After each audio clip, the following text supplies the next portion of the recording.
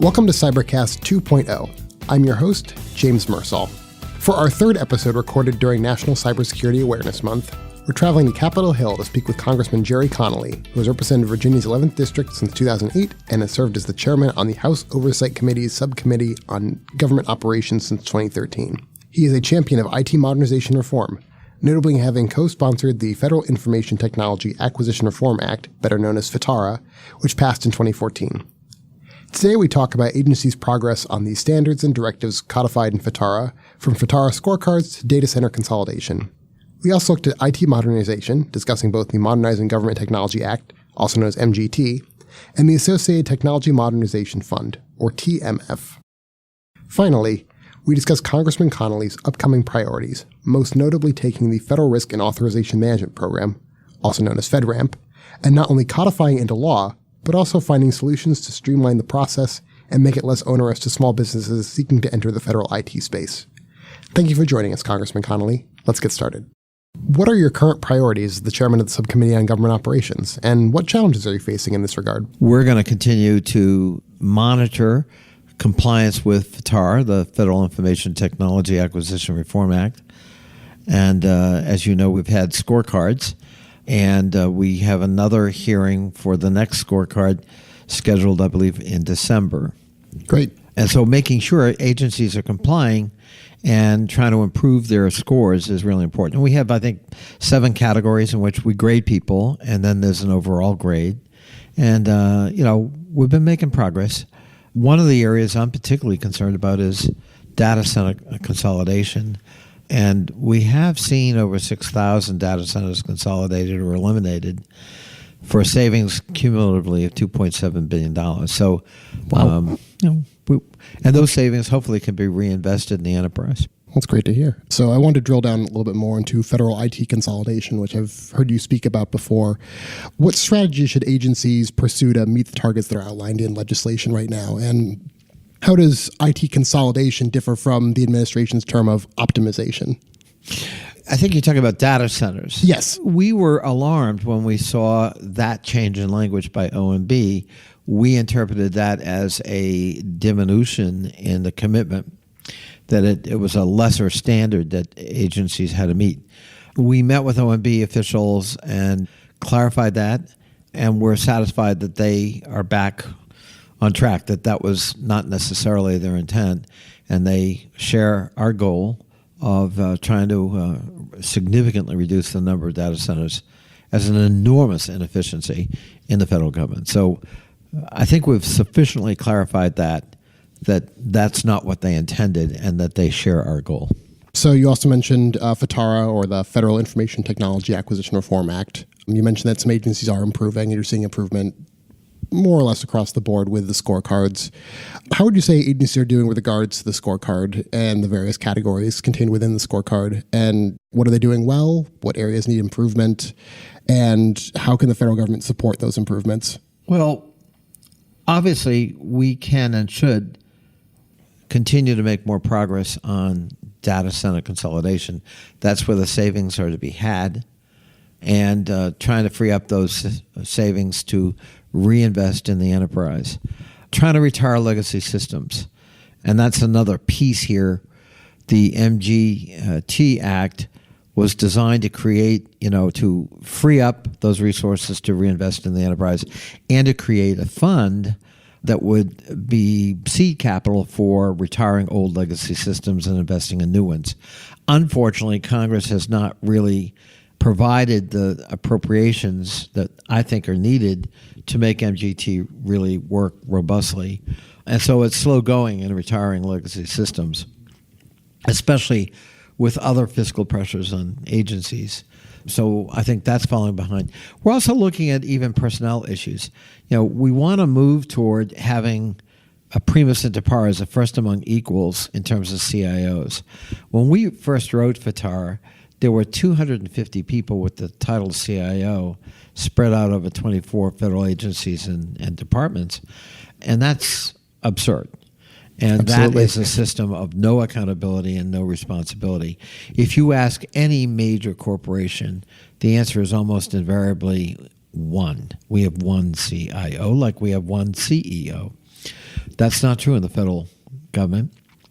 So rather than mandate that you can only have one, what we have tried to do is you pick one who's going to be chief among equals, and that person needs to report to the boss. If you have a CIO who reports to the deputy assistant undersecretary of widgets in the bowels of the basement, nobody's going to pay attention to that person. They get right away where you fit in the org chart.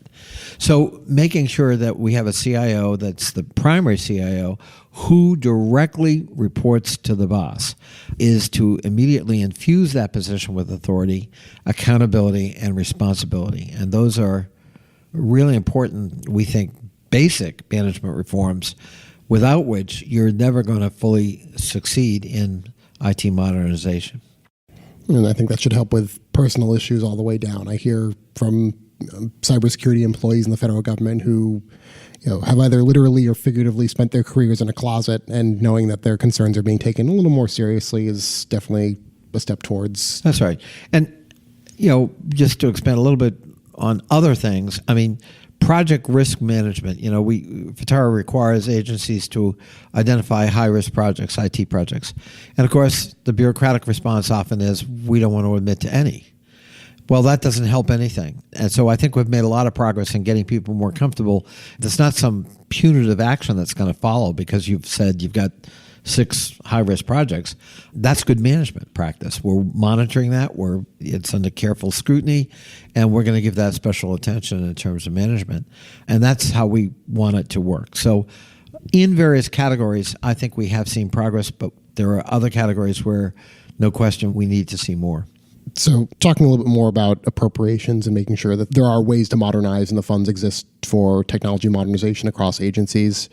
I think I last saw the current amount appropriated towards the TMF, or Technology Modernization Fund, is $35 million in the House and $0 in the Senate. And I know that's far less than you and several others would like. Where can Congress find common ground on technology modernization? And are there ways that agencies can improve if the amount ends up being $35 million or higher, or worst case scenario, there is no money in the Technology Modernization Fund? Where do they make those improvements? Well, there are 2 aspects to this. One is the efficiencies that are achieved, especially through data center consolidation. The intent of MGT was to allow agencies to take that money and reinvest in their IT modernization efforts, not lose it. And some agencies are doing that and are creating their own capital funds pursuant to that. But we also have learned that there are, general counsels in various agencies who claim that those agencies don't have the legal authority to do that, even though we passed a bill that says you can. So we're going to have to address that piece legislatively, if not administratively. So that's one issue. And I think that's one that's readily resolvable. Reassuring, or in some cases, just making sure the lawyers understand how the law or clarify for them, Congress really meant that. We don't think that's really necessary, but if they're getting conflicting advice from their own counsels, then we're going to have to address that. The second, out one of the hurdles, at least. Yeah. But the second issue is this fund, this capital fund, the MGT fund, that has not received the appropriations we think are adequate. And that's partially an education effort. For a lot of members of Congress not, daily dealing with these issues, it is counterintuitive when you're spending $96 billion a year in IT as a federal government that you need more. Over and above that, you need some separate fund to help us retire legacy systems and upgrade to new ones. And, we have to educate people that, we're spending $96 billion a year, but about 70 or 80% of that is simply maintaining legacy systems. So we don't have the capital, even though it looks like you do, frankly, to catalyze or incentivize managers to junk their old systems and take that leap into the 21st century with contemporary technology. So people need seed capital or a catalyst to help them do that. So we have some educational work still to do with our colleagues as to need and the return on the investment. So is it that seed capital that's kind of the main roadblock? I'm curious because I was telling somebody who's not as keyed into federal IT about the problem that 70 or 80% of the $96 billion spent on IT is operations and maintenance for legacy systems. And they asked me, it seems like it should be a pretty easy sell to say, look, if you can get rid of some of those old systems and put in new ones, that's a huge cost-saving measure. Is the lack of funds the main roadblock there, or is it more just a lack of understanding? I would really say it's the lack of understanding. It's just not a high priority at first blush. And we need to do a better job of making the argument that there's a very significant return on this investment. At relatively small cost, we can have big payoff. And so I think we need to redouble our efforts with our colleagues on both sides of the aisle to make that case.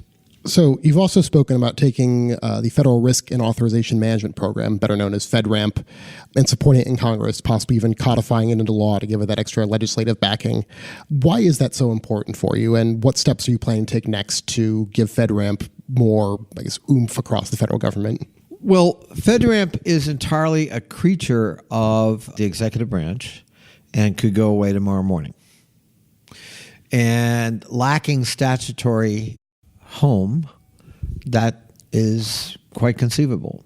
So we think codifying FedRAMP in law is a necessary and desirable thing to do as we proceed with FedRAMP certifications.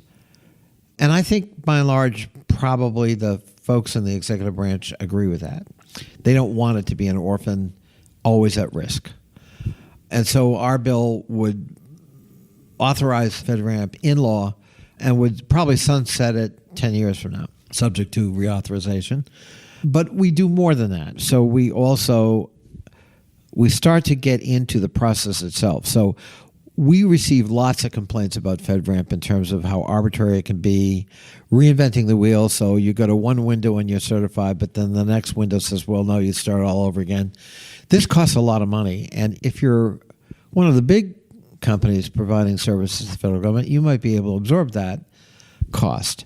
But if you're a sort of a highly specialized, small, medium-sized business or minority-owned or small business set-aside company, frankly, you cannot afford to risk millions of dollars and as much as 2 years in the process. Now, remember, it was designed to be an expeditious process, $250,000, 6 months, and you're certified, or you're not. But that is not how it worked out. So we're trying to help expedite the process and return it to its original goal. One thing we do is the presumption of adequacy, so that if you've been certified over here, we presume you are qualified to be certified over there. There can be individual, specialized certifications that are required. But the idea that you have to go through the process de novo as if you had not already done it is something we want to avoid. And that's an inefficiency we want to try to eliminate. We're looking at providing as much as $25 million toward increased capacity for FedRAMP in approving PMOs and other certification processes. So I think it's a necessary piece of legislation.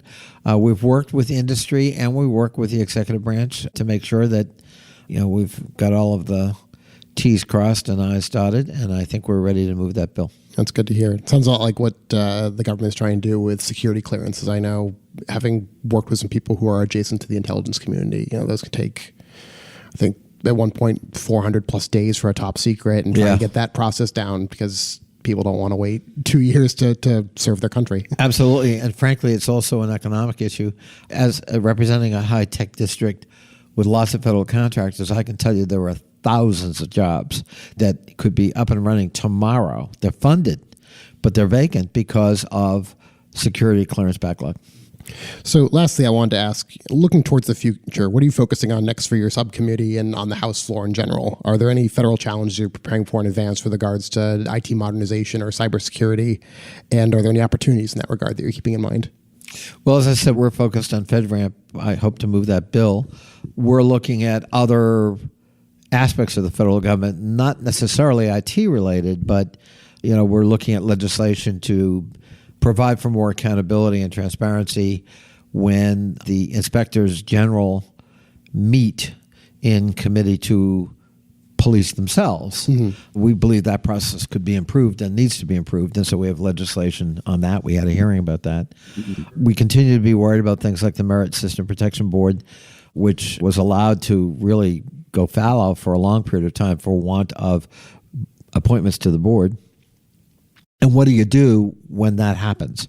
And so we have, again, we had a hearing, and we've got legislation that would kind of address the gap that exists between a full board being able to operate and no board at all being able to operate.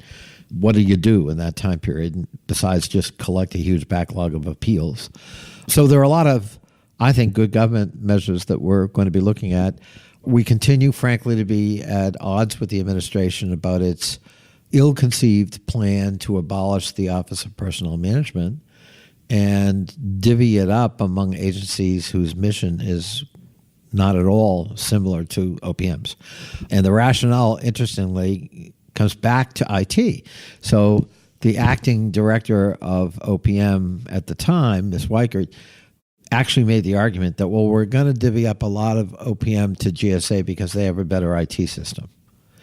To which I said, well, AID has an even better IT system, so maybe what we do is give the Agency for International Development all of the OPM responsibilities. I mean, the answer is improve OPM's IT, right? Not abolish the agency. And there are so many federal employees, obviously, very dependent on OPM for, retirement processing, the open enrollment for healthcare benefits, and promotion, job applications, security clearances. OPM is a very important agency, and we want to make it work, not abolish it and risk diluting the services it provides to a couple of million federal employees and retirees. It sounds like a classic example of wanting to get rid of something without really thinking about what replaces it, or even if you should abolish it in the first place by building something better. Thank you for your time, Representative Connolly, and my great pleasure. Seeing what goes forward with legislation in your committee. Thank you. Cybercast is a production of Government CIO Media and Research. It is hosted by James Mersall and produced by Amy Kluber. It is edited by Resonate Recordings. For more podcasts, head to governmentcio.com/podcasts. If you're interested in sponsoring a podcast, contact us at sponsor@governmentcio.com.